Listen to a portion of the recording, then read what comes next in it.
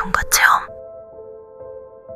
수능 준비로 몸과 마음이 지칠 대로 지친 고3 시절, 어디론가 훌쩍 떠나고 싶은 마음은 굴뚝 같지만 고3 수험생의 신분에 돈도 없고 시간은 더더욱 없었기에 뭔가 특별한 경험이라도 해보자라고 마음먹고 친구들과 함께 동네 뒷산에 있는 흉가에 가기로 했습니다. 그 흉가 주변은 워낙 음침한 데다 마을 사람들도 쉬쉬하던 곳이라 모두들 그 흉가 주변으로는 얼씬도 하지 않았습니다. 지금 생각해보면 그때 무슨 생각으로 갔을까 싶지만 그 당시에는 젊은 패기로 쌀, 버너, 라면, 사진기 등을 챙겨 친구들과 흉가에 갈 준비를 하였습니다. 대충 준비를 끝낸 후 저는 친구 2명과 흉가로 향했습니다. 흉가에 처음 도착했을 땐 엄청나게 무서웠지만 주변과 방 안을 돌아다녀도 딱히 기대했던 것들은 나오지 않았고 방바닥에 신문지를 깔아서 자리를 잡고 캔맥주를 마시다가 모두 잠깐 잠이 들었습니다. 얼마나 시간이 지났는지 알 수 없지만 뭔가 부스럭거리는 소리에 잠에서 깨어났습니다. 그 소리는 건너편에 있는 부엌 쪽에서 소리가 나는 것 같았습니다. 저와 친구들을 제외하고 아무도 없을 거라고 생각한 흉가에 다른 누군가가 있다고 생각하니 갑자기 무서워졌습니다.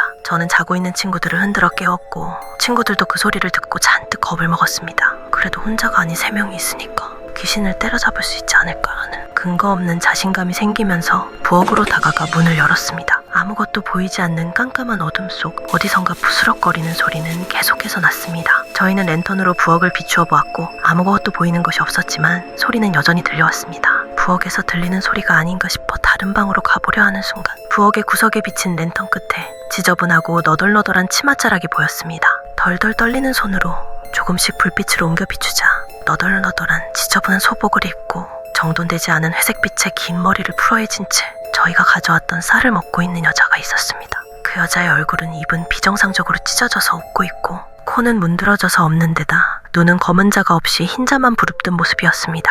저희는 너무 놀라 가져온 것을 챙겨갈 정신도 없이 흉가를 뛰쳐나왔습니다. 며칠 후 다시 일상으로 돌아와서 수능 준비 한창이었습니다. 집에서 공부를 하는데 거실엔 어머니가 TV를 보고 계셨고 저는 방에서 공부를 하고 있었는데 불쑥 어머니가 들어오셨습니다.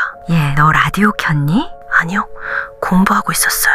엄마는 뭔가 수상하단 표정을 지으시곤 다시 거실로 가셨는데 시간이 얼마 지나지 않아 다시 들어오시더니 라디오 안 끄냐고 화를 내셨습니다. 황당한 저는 라디오 콘센트도 안 꼽아놨다고 해명하였고 이상하다는 듯 말씀하셨습니다. 이상하네. 분명 네 방에서 계속 여자 웃음소리 같은 게 들리는데? 어머니는 처음엔 TV 소리인가 싶어 소리를 줄였는데도 제 방에서 깔깔거리는 여자 웃음소리가 들렸다고 하셨습니다.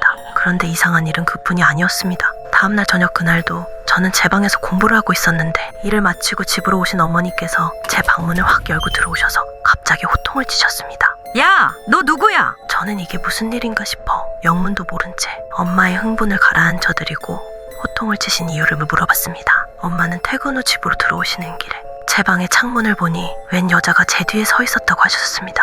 하지만 저는 분명 혼자 방에서 공부를 하고 있었고 불현듯 며칠 전 흉가에서 겪었던 일이 생각이 나서 엄마에게 흉가에서의 일을 이야기했습니다. 엄마는 수험생이 흉가에는 왜 가냐며 혼을 내셨고 그 이야기를 들은 엄마는 며칠 전부터 저희 집 강아지 초롱이가 저만 보면 짖는 게 이상하다 생각하셨다면서 내일 당장 절에 다녀오자고 하셨습니다. 다음날 엄마가 자주 가시는 절에 주지스님께 부적 몇 장을 받아왔습니다. 부적을 받고 집으로 돌아왔는데 초롱이가 보이지 않았습니다. 가족들이 외출하고 돌아오면 언제나 반갑게 마중 나오던 초롱이가 나오지 않아 이상하다 생각하고 부적을 붙이려고 제 방으로 들어갔는데 초롱이가 쓰러져 있었습니다. 그런데 흉가를 갔을 때 제가 입고 있던 옷이 목에 둘둘 말린 채 초롱이는 죽어 있었습니다. 흉가를 갔을 때 입었던 옷은 분명히 옷장에 들어있었는데 말이죠. 그때부터 초롱이는 제 옷장을 보며 계속 짖었던 것이 생각났습니다. 저는 무서움과 슬픔에 옷을 가지고 나와서 태워버렸고 부적을 붙인 그날 이후 다행히 아무 일도 일어나지 않았습니다. 그 이후로는 흉가 같은 곳은 근처에 얼씬도 하지 않게 되었습니다. 친구들한테는 아무 일이 없었다는데 왜 저한테만 그랬던 걸까요?